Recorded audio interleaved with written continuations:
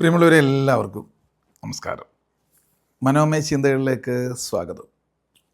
ഇന്ന് നമ്മൾ പഠിക്കുന്ന വിഷയമേ മൂഡ് ഓഫ് മാറ്റാൻ എന്ത് ചെയ്യണം, അല്ലെങ്കിൽ മൂഡ് ഓഫ് ആണോ നിങ്ങളുടെ പ്രശ്നം? ഇപ്പം വളരെ സാർവത്രികമായിട്ട് നമ്മൾ പറയാറുള്ളതാണ്, അനുഭവിക്കാറുള്ളതാണ് മൂഡ് ഓഫ്. ഒന്നിനും ചെയ്യാൻ തോന്നുന്നില്ല, എപ്പോഴൊരു മൂഡ് ഓഫ്, ഒരു നിസ്സംഗത. ഇത് പറയുമ്പോൾ എളുപ്പമാണ് അല്ലേ? മൂഡ് ഓഫ് അത് നിസ്സാരമാണെന്നൊക്കെ പറയും, നിൻ്റെ മൂഡ് മാറ്റിയാൽ മതി എന്നൊക്കെ പറയും. പക്ഷേ ഇത് അനുഭവിക്കുന്നവരെ സംബന്ധിച്ചും വലിയ ദുസ്സഹമാണ്. ഇവർക്ക് ആഗ്രഹമുണ്ട് ഇപ്പോഴുള്ള മൂഡ്, നെഗറ്റീവ് മൂഡ് ഒന്ന് മാറ്റി ഒന്ന് ഫ്രഷാകണം എന്ന് ആഗ്രഹിക്കുന്നു. ആഗ്രഹിച്ചാൽ മാറുന്നതല്ല ഈ മൂഡ് പലപ്പോഴും. പിന്നോ ഇച്ചിരി അതിന് സമാനമായ എന്തെങ്കിലും പ്രവൃത്തിയും കൂടെ ചെയ്യണം. ഒന്നിൽ നിന്ന് മറ്റൊന്നിലേക്ക് തിരിയുമ്പോൾ മാത്രമേ മനസ്സിൻ്റെ മൂഡ് ചേഞ്ച് ആകുള്ളൂ. അപ്പോൾ അതിന് എന്തൊക്കെയാണ് നമുക്ക് ചെയ്യാൻ പറ്റുന്നത്? പലരുടെയും പ്രശ്നം എന്താ അറിയോ? എൻ്റെ ഇപ്പോഴത്തെ മൂഡ് മാറിയിട്ട് നല്ലതിന് തുടക്കം കുറിക്കാം, അല്ല ഞാൻ ഇറങ്ങിത്തിരിക്കാം എന്നും പറഞ്ഞ് മൂഡ് ഓഫായിട്ടിരിക്കും. അത് ചെയ്യാൻ മൂടില്ല. അപ്പോൾ എന്തു ചെയ്യും?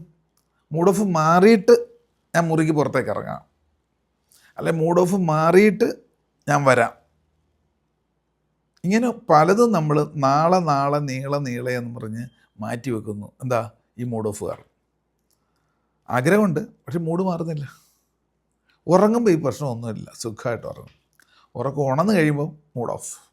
അതുകൊണ്ട് തന്നെ ഒരു കർമ്മത്തിലേക്കും ക്രിയയിലേക്കും ഇറങ്ങാൻ തോന്നുന്നില്ല. അവിടെയാണ് പ്രശ്നം.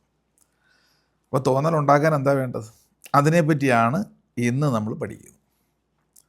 വളരെ പ്രധാനപ്പെട്ടതല്ലേ ഏത് പ്രായത്തിലുള്ളവർക്കും. അപ്പം ആദ്യം ചെയ്യേണ്ടത്, നമ്മളൊരു പേപ്പർ എടുക്കുക, എന്നിട്ടൊരു സർക്കിൾ വരയ്ക്കുക, ഒരു വലിയ വൃത്തം വരയ്ക്കുക.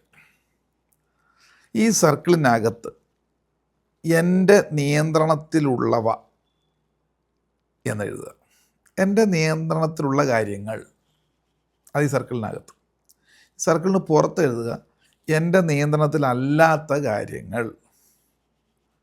അപ്പോൾ രണ്ട് തലവായി.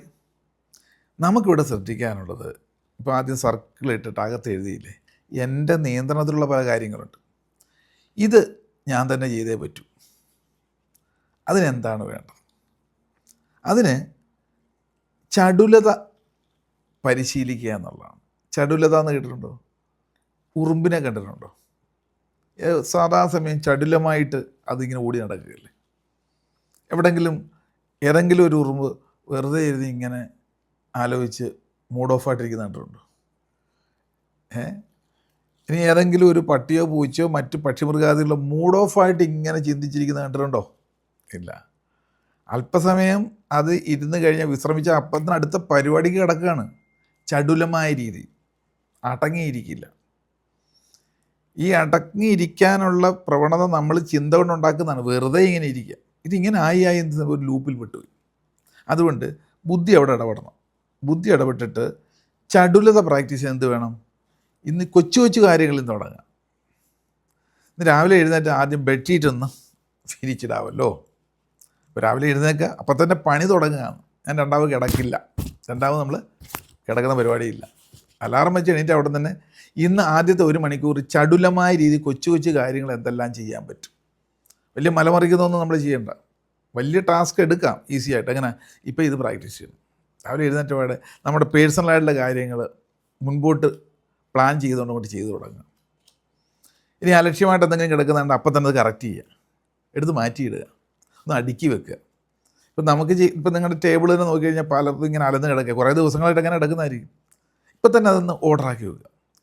ഒരു ചിന്തയ്ക്കും ആക്ഷനും ഇടയിലുള്ള ഗ്യാപ്പ്, ആ വിടവ് എത്രത്തോളം വലുതാക്കി നിങ്ങൾ കൊണ്ടുപോകുന്നു അത്രത്തോളം നിങ്ങൾ മൂഡ് ഓഫിലേക്ക് പോകുന്നുള്ളൂ. അപ്പോൾ ചടുലമായ രീതിയിൽ നമ്മുടെ ചിന്തയും പ്രവൃത്തിയും കൊച്ചു കാര്യങ്ങൾക്ക് ഇപ്പോഴേ പ്രാക്ടീസ് തുടങ്ങുക. അതിനുവേണ്ടി ഒരു സ്കൂളിൽ പോകേണ്ട ആവശ്യമില്ല. നമ്മുടെ എവിടെയാണോ നിങ്ങൾ ജീവിക്കുന്നത്, അധിവസിക്കുന്ന ഒരു ഒറ്റ മുറിയിലായിക്കോട്ടെ, ഒരു വീട്ടിലായിക്കോട്ടെ, എവിടെയും അവിടെ ഞാൻ ഇന്ന് ഉറങ്ങുന്നതിനകം പല കൊച്ചു കാര്യങ്ങൾ മാറ്റി വെച്ച് കയറി ചെയ്യും. ഒരു ചിന്തയ്ക്കും ആക്ഷനും ഇടയ്ക്കുള്ള ഗ്യാപ്പാണ് ഈ പറയുന്ന മടി എന്ന് പറഞ്ഞില്ലേ. എന്തെങ്കിലും ചിന്തിച്ചാൽ ഉടനെ നിങ്ങൾ ചെയ്യുക.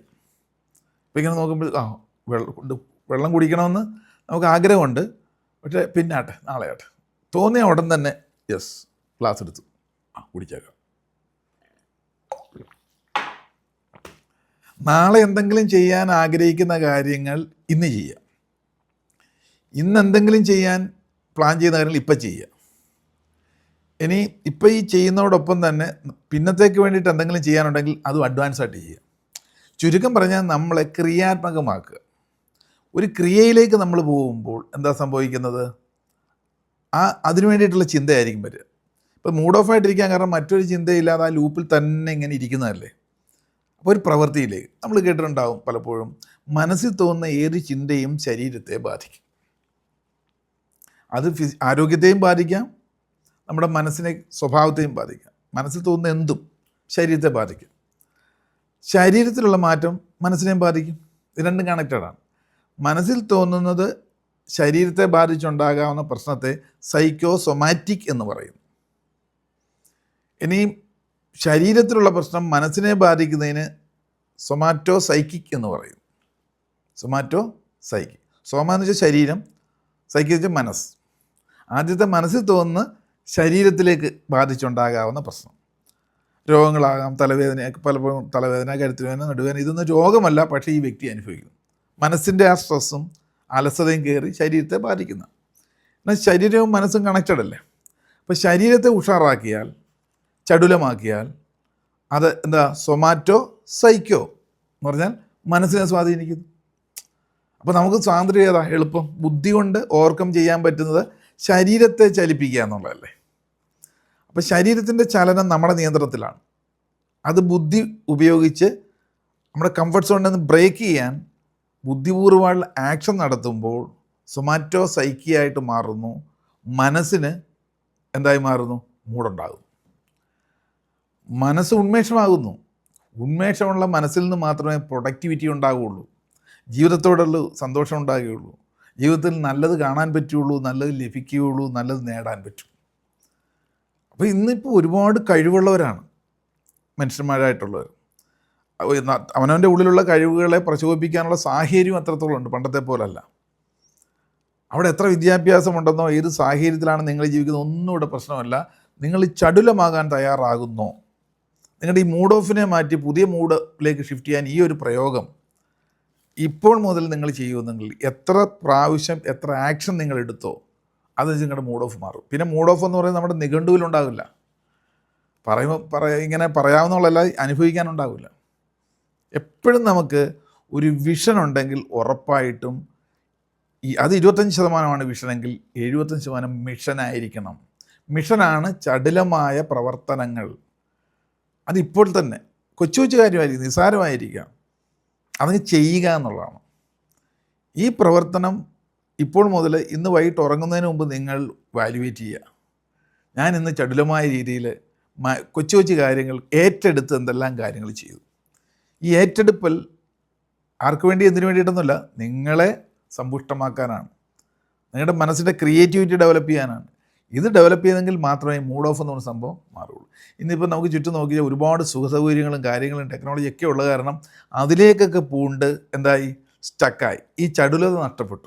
അപ്പോഴോ മൂഡ് ഓഫ് എന്ന് പറയുന്നത് ഒരു ശീലം പോലെ അല്ല സ്വഭാവം പോലെ ജീവിതത്തെ ഗ്രസിച്ചിരിക്കുകയാണ്. ഒരു സ്ലോ പോയിസൺ പോലെ നമ്മളെ കാർന്ന് നിന്നുകൊണ്ടേയിരിക്കുകയാണ്. അതുകൊണ്ട് ഉണരുക.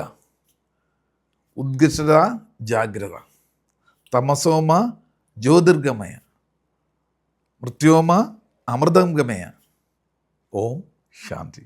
അതായത് തമസിൽ നിന്നും ഉയരുക, മൃത്യുവിൽ നിന്നും അമരത്വത്തിലേക്ക് ഉയരുക. അങ്ങനെ ശാന്തിയോടുകൂടി ജീവിക്കാൻ ഈ ഒരു ടെക്നിക്ക് മനസ്സിൽ വെച്ച് പ്രാക്ടിക്കലി ചെയ്യുക. അതായത് മിഷൻ അതായിരിക്കട്ടെ നമ്മുടെ തുടർന്നുള്ള ജീവിതത്തിൽ. നമസ്കാരം.